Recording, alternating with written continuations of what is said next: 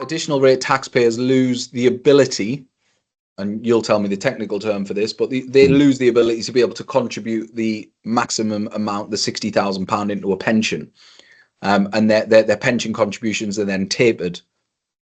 Yeah, so it's not just additional rate taxpayers. So you need to be earning on paper over 200 grand to get a taper for your annual allowance. So additional rate kicks in at 125.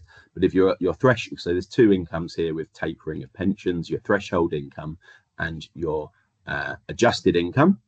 And if your threshold income, which broadly, don't quote me on this and speak to your own advisors, but broadly threshold income is taxable income. So what goes on your tax return.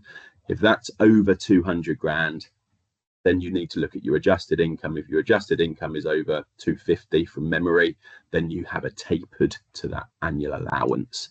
So normal pension allowance is 60 grand. That's reasonably generous. It used to be 40 grand a couple of years ago, which means that you can put 60 grand a year into your pension and get tax relief on it.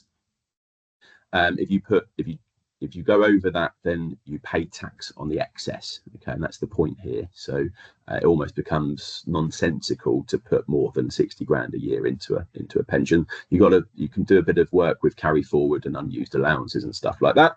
But if you're a higher earner earning over 200 grand, then yeah, your annual allowance could be tapered. It can get tapered all the way down to 10 grand. So if you're earning 360, something like that, over 360 grand a year, then you'll probably only have a £10,000 pension allowance, which just means you can't put a lot into a pension, right? And if you put 10 grand a year into a pension for 30 years, I appreciate if you're earning 360 grand a year, you're probably doing all right anyway, but your pension isn't going to be sizable because of the limits that you've got there, which naturally lends yourself to looking at the other opportunities out there. So making sure you're utilising your ISAs.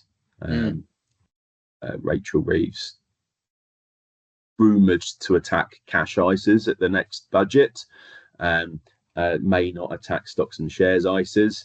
The Tories were going to bring in a British ISA before they got kicked out of power.